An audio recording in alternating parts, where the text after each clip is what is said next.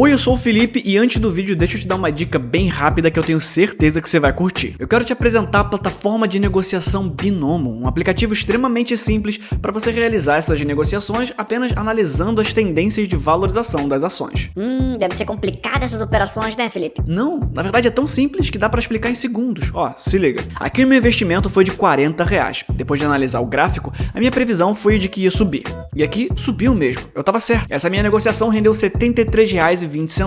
Eu tinha um risco de perda de capital, claro, mas aqui eu acabei com um lucro de R$33,20. O depósito e o saque podem ser feitos por boleto, Pix, PicPay, direto da conta, enfim, tudo para facilitar a sua vida. Só que é aquilo, né? Eu não recomendo você começar afobado assim. Na verdade, nem a Binomo. É por isso que acessando o link aqui embaixo na descrição, você já começa com R$4.000 na sua conta demo. Aí você opera esses 4.000zinhos lá, sente a água, entende como funciona, até ter segurança de fazer as operações de verdade. Fora que a plataforma tem um monte de material para você estudar como funciona todas essas operações direitinho e não sair fazendo as cegas. Mas, Felipe, isso aí é coisa desses milionários que dão entrevista em podcast. Negativo. Sabe qual que é o valor mínimo de depósito que você pode fazer para as suas operações? R$40. Isso não é um lanche com a gata. Mas calma que é bem melhor do que isso, porque eu troquei uma ideia com a Binomo e eles vieram com uma ideia interessante, que é basicamente dobrar o que você colocar. Como assim, Felipe? Quando você fizer a sua conta, você vai usar o meu cupom, esse que tá na tela e na descrição. Vamos supor que você comece do mínimo para entender como funciona. Colocou R$40, a Binomo coloca mais 40 em cima. Agora você tem R$80 para operar. Colocou 100, a Binomo casa mais 100 em cima. Agora você tem 200. O depósito que você fizer simplesmente dobra para você usar nas negociações, que a propósito tem até 90% de rentabilidade. Porém, também tem o risco de perda de capital, como eu falei. Por isso que é importante estudar a plataforma. Mas não fica aí moscando não, que o cupom não vai ficar dando sopa infinitamente. É por tempo limitado. Usa o código, aprende bem como funcionam os mecanismos e em menos de um mês você vai estar fazendo uma renda extra maneira que nem eu. O lucro cai na sua conta em questão de minutos ou no máximo em 3 dias. Eu já sou um binomista. E você? Então não perde tempo, vai no link da Binomo aqui no primeiro link da descrição e no comentário fixado. Falou? Agora sim, vamos tentar descobrir de onde vieram os sobrenomes.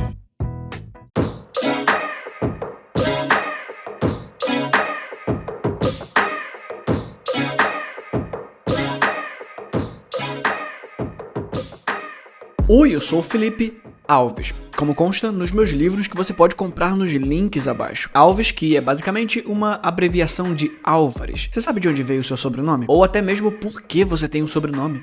Vem comigo que eu te explico, eu garanto que é mais surpreendente do que você imagina. Se Alves vem de Álvares, Álvares vem de Álvares, ou seja, filho de Álvaro.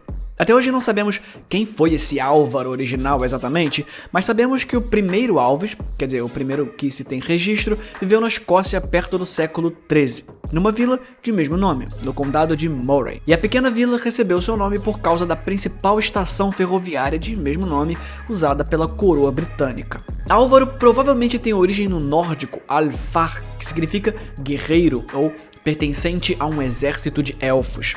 Alf sendo elfo e Ar sendo guerreiro. Mas há quem defenda que Álvaro viria do alemão, com Al significando tudo, juntamente com Var, que significaria guerra.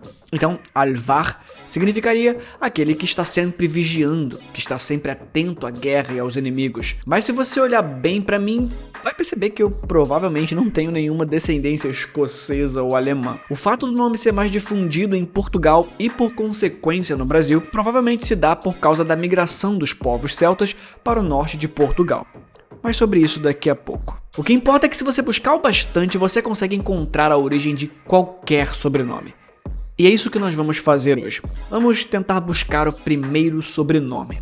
Mas é claro que antes disso, a gente precisa entender por que temos nomes.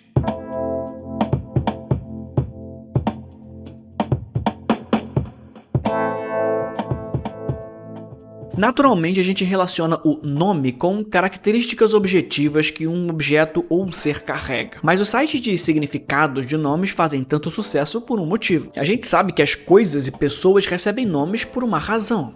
Geralmente há uma causa na palavra escolhida para dar o nome de algo. Até o nome não chama nome simplesmente porque sim. Nome vem do latim nomen, que por sua vez vem do grego onoma, e o onoma possivelmente vem da raiz proto-indo-europeia nomen, que significa a palavra usada para se referir a algo físico. Uma vez que o nome é uma representação imaginária de um objeto ou indivíduo físico, é uma forma de catalogar o mundo ao seu redor em categorias. Nomes são pequenas etiquetinhas mentais. Antes de qualquer coisa, existe um processo cognitivo no ato de nomear algo ou alguém. Provavelmente por isso, os seres humanos sejam a única espécie a atribuir nomes aos indivíduos e às coisas. Claro, pesquisas recentes da Unidade de Pesquisa de Mamíferos Marinhos na Escócia, por exemplo, apontaram que golfinhos e baleias possuem linguagem complexa o suficiente para atribuir nomes aos seus amigos e a si mesmos. O experimento foi controverso e disputado, mas indicou novos caminhos para entendermos melhor como os cetáceos se comunicam. Várias outras instituições afirmam terem descoberto como inúmeros animais nomeiam a si e seus parceiros, mas nenhum dos experimentos gerou dados conclusivos. O que a gente pode afirmar por agora é que a complexidade e a importância que nós atribuímos aos nomes está longe de ter igual. A onomástica é a parte da linguística que estuda o ato de dar nomes às coisas. Mais especificamente, o estudo dos nomes humanos é a antroponímia. Por definição, o nome é apenas um símbolo linguístico que representa um indivíduo. E o nome parece ser um fenômeno emergente que aconteceu em todas as sociedades em todos os períodos da humanidade. No entanto, o nome podia vir carregado de inúmeros significados diferentes. Por vezes para indicar um evento relacionado ao nascimento do bebê, às vezes para homenagear antepassados ou então entidades religiosas, ou quem sabe para reforçar uma característica positiva que os pais gostariam de ver em sua prole. Segundo o IBGE, só no Brasil nós temos 130 mil nomes para os 211 milhões de habitantes. Basicamente, um nome para cada 1.600 pessoas. E só para constar, nenhuma dessas pessoas se chama XH812. Mas tem pelo menos 621 mil Felipes, sendo que pelo menos 5.536 são mulheres. Provavelmente esse hábito surgiu na pré-história, quem sabe até em espécies anteriores ao Homo sapiens, mas o nome mais antigo que a gente conhece é Cushing. Ou talvez. É que como o Harari conta em seu livro Sapiens, foi entre 3.400 e 3.000 a.C. que alguém pegou uma tábua de argila utilizada para registrar transações de cevada na Suméria, a mais antiga civilização que conhecemos, e escreveu o próprio nome. O problema é que nem todo historiador e antropólogo concorda que Cushing seja um nome próprio, mas que talvez seja um nome sumério para um cobrador de impostos, ou até mesmo o nome da instituição que registrava essas transações. Nós não sabemos sequer se Cushing era homem ou mulher, por exemplo. No tablete de argila estava escrito apenas 29.086 medidas de cevada, 37 meses. Cushing.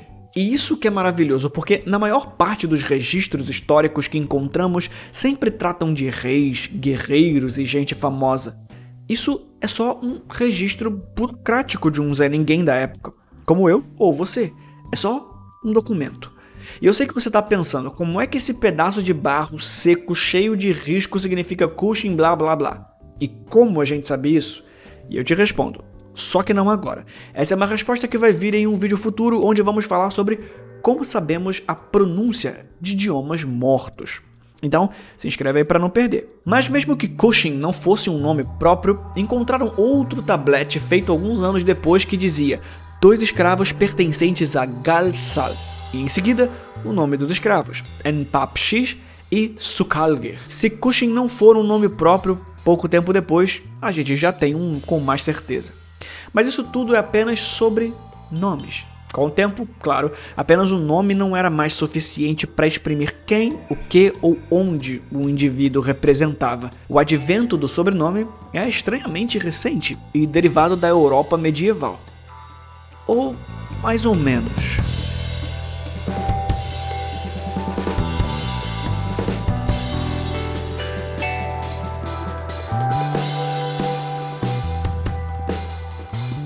tá, você pode argumentar que por volta de 2850 a.C., o Império Fuxi na China obrigou seus cidadãos a escolherem um nome familiar e um nome vindo de um poema. Era uma forma do Estado conseguir identificar os indivíduos, tipo censo.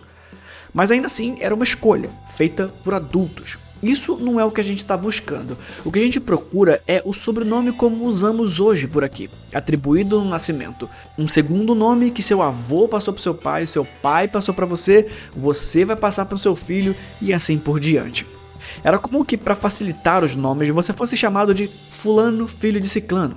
Mas isso não é necessariamente um sobrenome, já que um sobrenome precisa ser um nome hereditário, independente e que te identifique como pertencente a algo, uma família. Alguns argumentam que o sobrenome mais antigo do mundo é Cohen, por causa dos Kohanim, os sacerdotes judeus. Outros dizem que o sobrenome mais antigo até veio de Cohen, mas na verdade é Katz, uma variação de Cohen Tzedek. E alguns chegaram a dizer que o sobrenome mais antigo era King, como Stephen King, e justamente por causa da descendência de um rei. Só que o sobrenome mais antigo que se tem registro é O'Brien, da dinastia O'Brien, no reino de Munster, onde hoje é a Irlanda.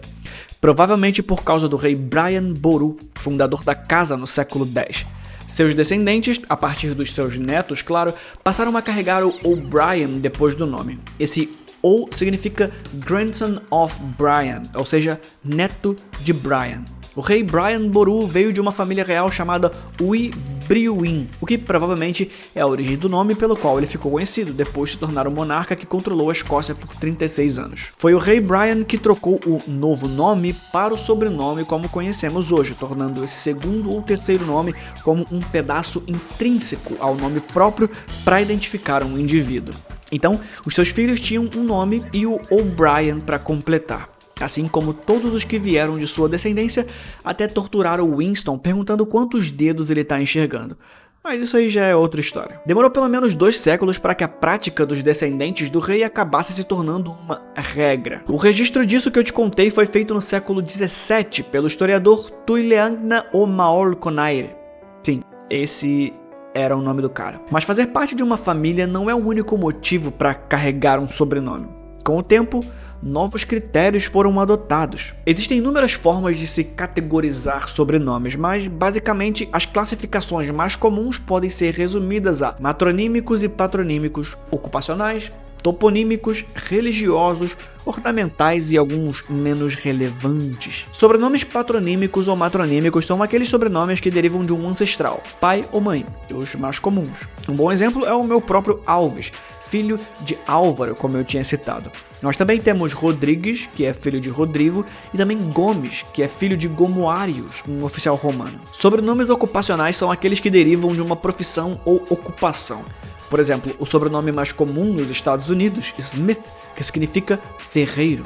Aliás, no inglês é onde você encontra a maior parte dos sobrenomes desse tipo. Por exemplo, Thatcher, que é a produção de telhados, Potter, que é a produção de potes de cerâmica e argila, etc. Sobrenomes toponímicos são aqueles que têm origem de acordo com a região onde a pessoa nasceu, geralmente fazendo uma referência a uma característica marcante do lugar. Ribeiro vem de Rio Curto. Barros vem de barro mesmo, lama. Cardoso vem da planta cardo. Castro vem de castelos. Costa vem da costa do mar.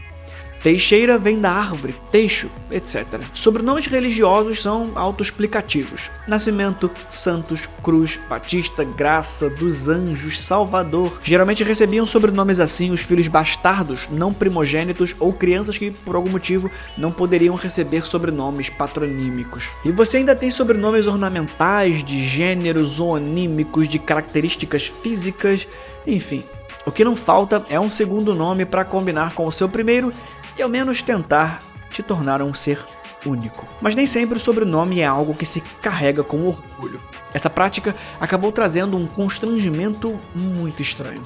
Por exemplo, é muito comum que sobrenomes russos sejam insultos. Khrushchev, como o primeiro-ministro da União Soviética, Nikita Khrushchev. Khrushchev é o nome de um besouro que destruiu inúmeras plantações na Europa, uma das maiores pestes de lá. Gorbachev significa corcunda. Blokhin significa pulga. Chakov significa espirro. Tolstói significa gordo no sentido pejorativo. Sholokov é o nome das cicatrizes deixadas por sarampo. Nabokov significa torto. Nekrasov significa feio.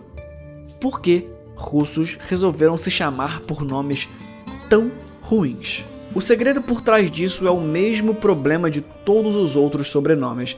A linguagem é flexível e com o tempo as coisas vão trocando de significado, se alterando e se corrigindo. Com o tempo, a linguagem segue os seres humanos e, como a espécie humana evolui, os idiomas também, só que em velocidade muito maior. Esses sobrenomes não nasceram como insultos, mas as palavras de onde eles derivam foram trocando de significado, passando de pai para filho, e às vezes de dono para escravizado. Sim, a escravidão, prática monstruosa que te priva não somente da liberdade física, mas também os direitos de cidadão como um nome e sobrenome, também foi importante para que eu e boa parte de vocês aí tivesse o sobrenome que tem. Como você pode perceber, eu não tenho as características fenotípicas que você esperaria de um irlandês, apesar do Alves. Isso porque o motivo do meu sobrenome, assim como de boa parte dos brasileiros atualmente, tem muito mais a ver com o tráfico de seres humanos feito em sua maior parte por Portugal e Espanha.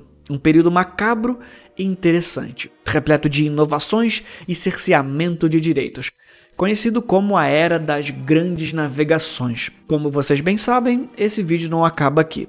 Todo sobrenome geralmente vai cair numa origem muito doida, mas tem um em específico que é realmente fascinante. Você pode encontrar no Google muitas páginas dando um resumo de onde veio o sobrenome Silva, mas eu posso garantir que você ainda não viu nada como o vídeo que vai sair. Aguarda um pouquinho que eu vou te contar de onde vieram todos os Silva. Mas para isso, você precisa estar inscrito no canal e me seguir nas redes sociais. Os links estão todos na descrição. Assim, você nunca vai perder vídeo nenhum. Eu espero que tenha gostado de saber da origem de alguns desses sobrenomes e, claro, como o primeiro sobrenome surgiu. Então, experimenta Binomo com os links que eu coloquei aqui embaixo, que é muito importante, e a gente se vê no próximo vídeo. Falou? Fui!